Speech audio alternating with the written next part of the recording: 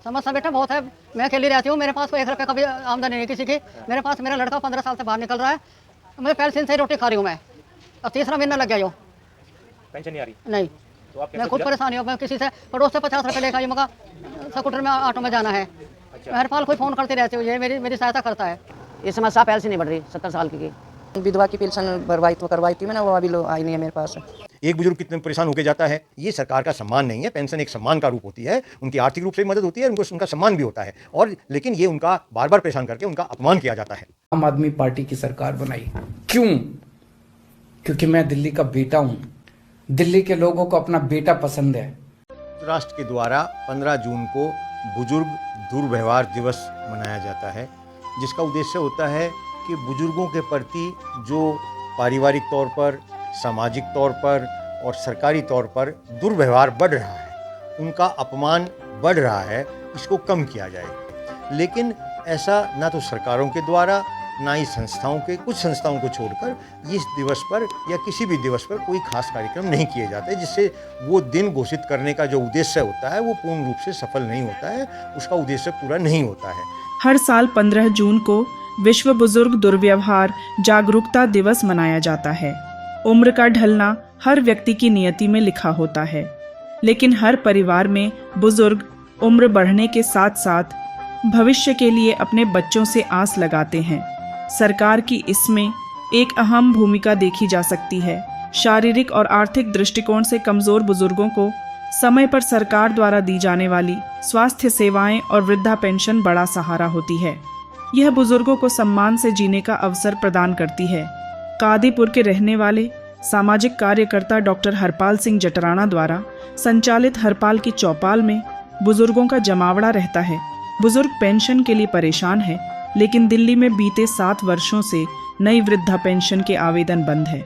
तो जिन बुजुर्गों को पेंशन मिल भी रही है, उनका कहना है कि पेंशन नियमित नहीं आती। जहां दिल्ली के मुख्यमंत्री अरविंद केजरीवाल अक्सर यह कहते देखे गए हैं कि वह दिल्ली के बेटे हैं। आम आदमी पार्टी की सरकार बनाई, क्यों? क्योंकि मैं दिल्ली का बेटा हूं, दिल्ली के लोगों को अपना बेटा पसंद है। क्या कोई बेटा बुजुर्गों के साथ ऐसा दुर्व्यवहार कर सकता है? आपको आज बुजुर्गों का दर्द खुद सुनना चाहिए। अंगूरी देवी। कहाँ से आए आप? DCM से, ए ब्लॉक से। समस्या बेटा बहुत है। मैं अकेली रहती हूँ, मेरे पास कोई 1 रुपये का भी आमदनी नहीं किसी की। मेरे पास मेरा लड़का 15 साल से बाहर निकल रहा है। मैं पेंशन से ही रोटी खा रही हूँ मैं। अब तीसरा महीना लग गया। पेंशन नहीं आ रही? नहीं, तो आप कैसे मैं खुद परेशानी हूँ। मैं किसी से पड़ोस से 50 रुपये लेकर आई, मगर स्कूटर में ऑटो में जाना है। अच्छा। मैं हर पाल कोई फ़ोन करते रहते हो, ये मेरी सहायता करता है। कितनी उम्र हुई आपकी? मेरी उम्र 82। रोज़ फ़ोन आ रहा, फ़ोन में पैसे नहीं है मेरे। फ़ोन पैसा चार्ज करवाओ। क्या आपका फ़ोन में रिचार्ज नहीं है? फ़ोन में पैसे नहीं है। तो आप अपना गुजारा कैसे कर रहे हैं? गुजारा इससे कर रही हूँ, पेंशन था ही। अब इधर उधर से लेकर खा रही हूँ रोटी। आपका कोई सहारा नहीं है अभी? कोई सहारा नहीं, 1 रुपये का सहारा नहीं मुझे, एक पेंशन का सहारा बस। हर पाल को सारा पता है। पाल के पास ही आती हूँ मैं। 26 मार्च को मिली थी मुझे, होली से दो दिन बाद। हाँ। जब से नहीं मिली है। जब से नहीं मिली है? मैं बेटा चल रही इस वक्त। अब कहाँ तक, कब तक पैसे मांगती रहूँ? मेरा नाम मसी चरण है और उम्र मेरी 80 साल है। कहाँ से आए आप? और मैं कादीपुर से आया हूँ। मेरी पेंशन नवंबर से रुकी हुई है और पहले भी 2 रिमाइंडर जा चुके हैं, अभी तक कोई कार्रवाई नहीं की गई है। और मैं बीमार भी हूँ, मेरा इलाज भी चल रहा है और मैं चाहता हूँ कि समय पर मेरी पेंशन आ जाए तो मैं अपना इलाज वगैरह सब करा सकता हूँ। कितनी उम्र है आपकी? 80 साल है। आप अभी कैसे अपना काम चला रहे हैं? सर ऐसे ही चला रहे हैं कि बच्चा का भी इसका एक्सीडेंट हो गया था, वो भी अभी काम नहीं कर रहा है, तो है फाइनेंशियली बड़ी प्रॉब्लम है, लेकिन क्या करें, वो जीवन तो काटना किसी न किसी तरह से। फूलवती देवी। कहाँ से आए हैं? कादी बिहार से। क्या समस्या है आपकी? ये समस्या पहले से नहीं बढ़ रही, 70 साल की। अच्छा, क्या कह रहे हो? बीमार रहूँ मैं, कहाँ जाऊँ मैं अब वहाँ? ये क्या कह रहे हैं ऑफिस वाले? ऑफिस वाले नो कह रहे हैं यहाँ आओ, यहाँ आओ। तो क्या दिक्कत है वहाँ पे आपको जाने में? अब मैं बीमार रहूँ, चलन जाता चक्कर आ मैं। और घर में कौन कौन है आपके? घर में मेरा बेटा भी है, बहू भी है, वे अपने काम पे चले जाते हैं। मैं अकेली रह जाती हूँ, कहाँ जाऊँ मैं। आपका नाम क्या है? कृष्ण कुमार मिश्रा, कहाँ से आए हैं? कादीपुर से। क्या समस्या है आपकी? समस्या ये है कि मेरा खाता बंद हो गया था, फिर 2017 से पेंशन के मैं फॉर्म भर रखा हूँ, आज तक नहीं आया। मैं कितने बार मैं कर्जालय जा चुका हूँ। अभी मैं शायद 15 दिन पहले मैं गया था, बोले थे कि नए से फार्म भरा जाएगा, और बार बार कर्जालय बुला रहे हैं। मैं असमर्थ हूँ, मेरा एक्सीडेंट हो गया है, जो कि वर्कर पर चलता हूँ मैं। सामाजिक कार्यकर्ता डॉक्टर हरपाल सिंह जटराणा पेंशन को लेकर लंबे समय से काम कर रहे हैं। उन्होंने इसके लिए धरना दिया, यात्राएं निकाली, पत्राचार किए, न्यायालय तक गए। बावजूद इसके बुजुर्गों के पेंशन के आवेदन शुरू नहीं हुए। दिल्ली सरकार का कहना है कि उनके पास नए आवेदनों के लिए रिक्तियां नहीं हैं। इसका सीधा मतलब आप भी समझ सकते हैं, लेकिन कई ऐसे बुजुर्ग हैं जो पेंशन की आस में दम तोड़ चुके हैं।